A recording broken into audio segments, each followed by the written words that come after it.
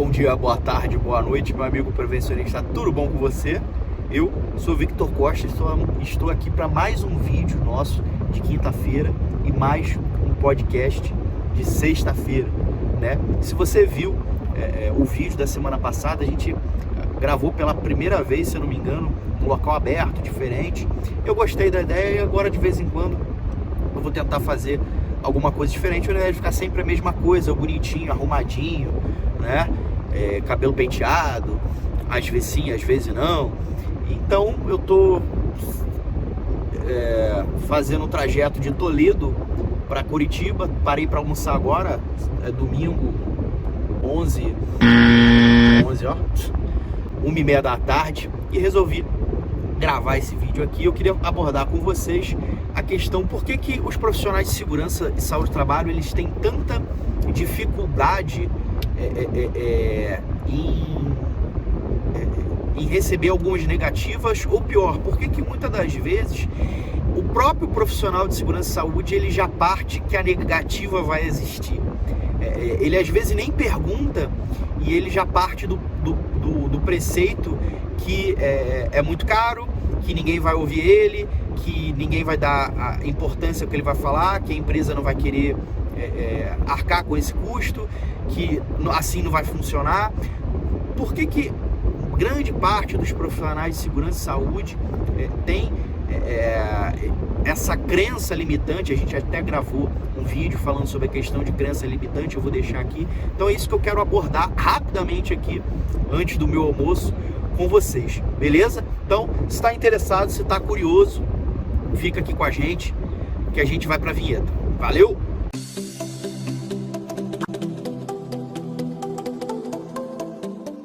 Maravilha, galera. Então, se a gente está, como eu falei para vocês, estamos gravando aqui entre a minha pausa pro almoço, na viagem que eu estou fazendo aqui. Eu já rodei 420 quilômetros, né? Aconteceu algumas coisas durante essa semana, eu relembrei de outras coisas que eu vivi nessa minha experiência e resolvi falar um pouco dessa dificuldade que o profissional de segurança e saúde, tanto técnico quanto engenheiro, às vezes tem de jogar uma ideia para frente, de fazer alguma tentativa de projeto ou fazer alguma mudança, por menor que seja, por entender que o empregador, que o gerente de operação, que o encarregado, que o líder de operação não vai querer, não vai topar, porque é caro, porque é custo e porque ninguém vê e acaba ninguém dando valor à área de segurança de saúde. Porque que muitas das vezes a gente acaba nós mesmos já colocando não antes de tentar qualquer coisa. E eu quero comentar por duas situações que eu vivi na minha trajetória profissional e fazer esse paralelo, beleza? Esqueci, né? Então, antes a gente tem que sempre começar o seguinte: se você ainda não é assinante do nosso canal, clica aqui, ó, esse sininho que tá aparecendo ontem, eu digo ontem, mas na semana passada o sininho apareceu numa nuvem, hoje ele tá aparecendo no teto do carro, né?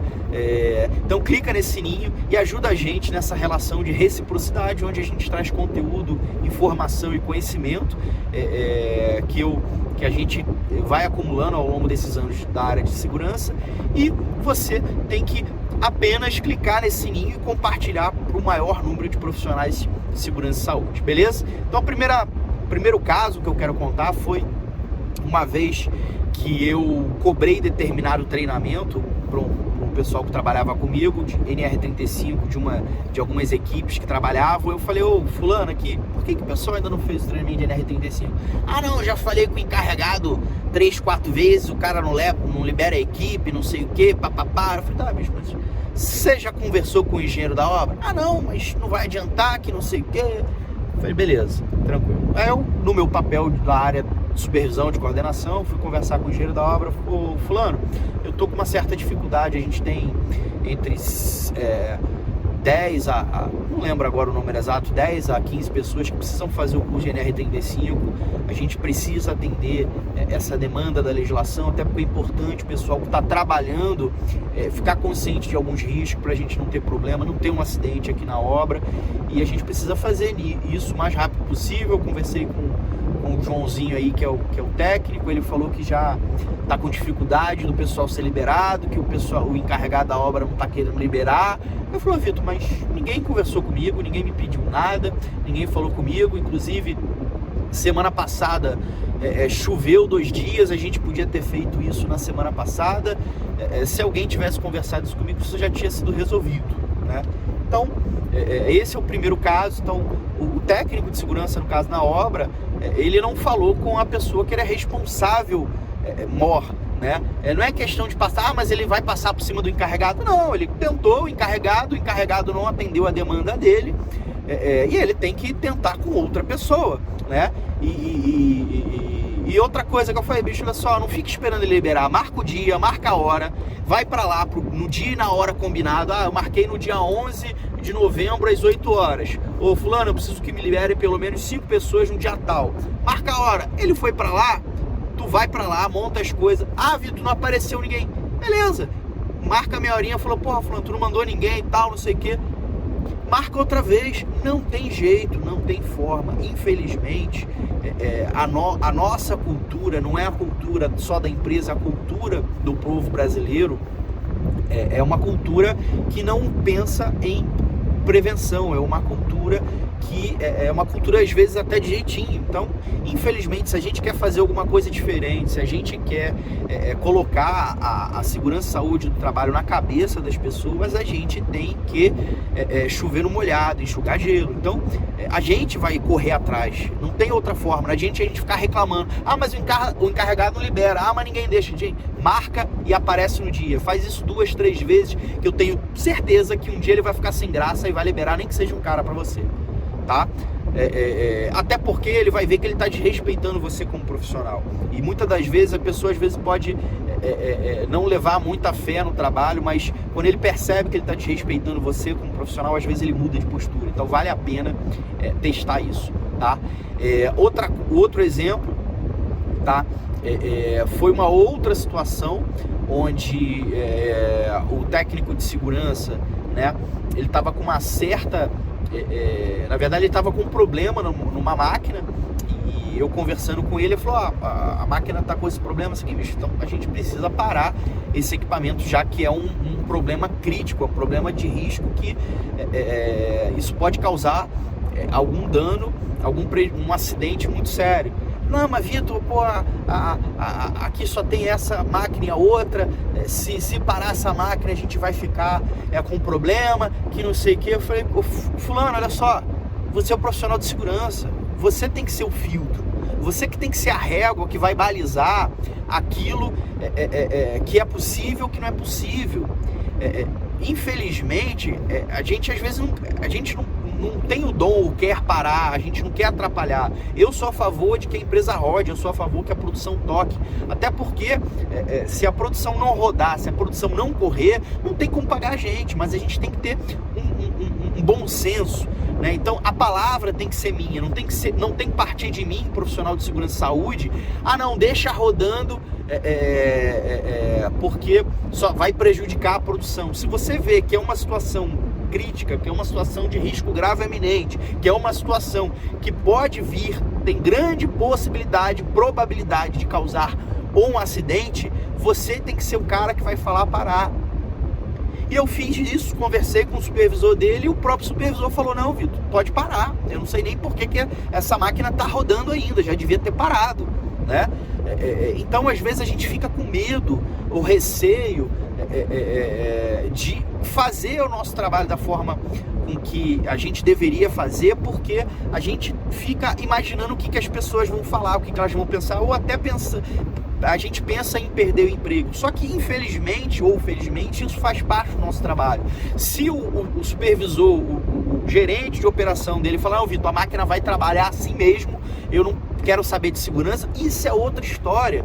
Mas o meu papel como profissional é orientar que aquela máquina deve ser parada naquele momento de qualquer maneira, certo? Independente se vai prejudicar a produção ou não. A decisão de parar a produção ou não, aí vai ser do pessoal da operação.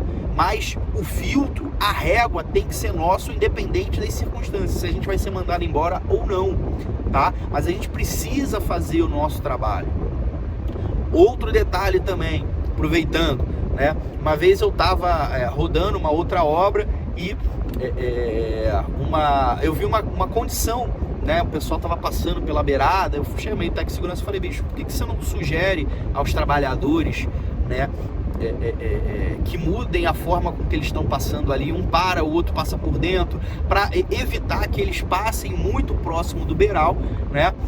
Porque não tinha a possibilidade de colocar um cinto, não tinha, era um talude, na verdade, né? E era um serviço que já estava acabando, faltava 2, 3 minutos, ia demorar mais tempo para fazer um guarda-corpo, qualquer coisa, e realmente tinha uma área de escape muito grande. Não existe, se eles fizerem, até da forma com que eles estavam trabalhando, o risco de cair era muito pequeno, né? Mas existia um pequeno risco.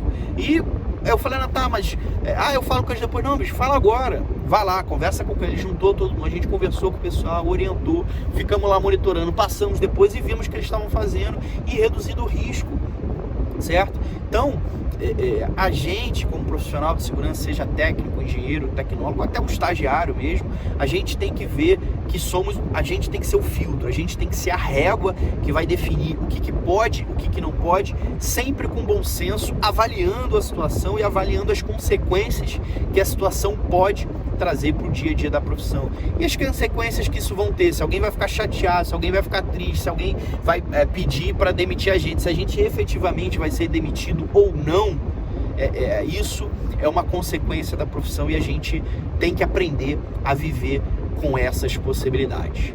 Beleza, galera? Eu espero que tenha essa troca de ideia tenha valido para vocês.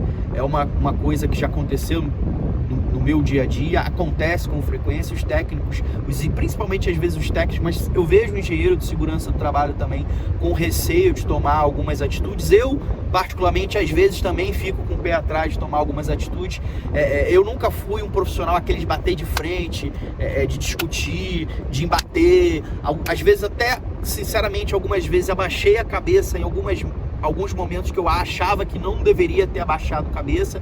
Isso é uma coisa que eu venho lutando comigo mesmo para ser um pouco mais incisivo em algumas posturas, incisivo em algumas colocações, principalmente colocações técnicas, mas sempre levando com bom senso, sempre com empatia, tentando se colocar no lugar do outro e vendo que a gente não é dono da razão, a gente não é dono da certeza e que fazer segurança e saúde do trabalho, fazer cumprir as normas, a gente precisa entender como é que todo o sistema funciona para a gente fazer isso de maneira efetiva e produtiva. Beleza? Então, se o conteúdo de hoje valeu, se essa troca de ideia fez sentido para você, eu peço que ajuda a gente, compartilha pelo menos 5 amiguinhos, tá?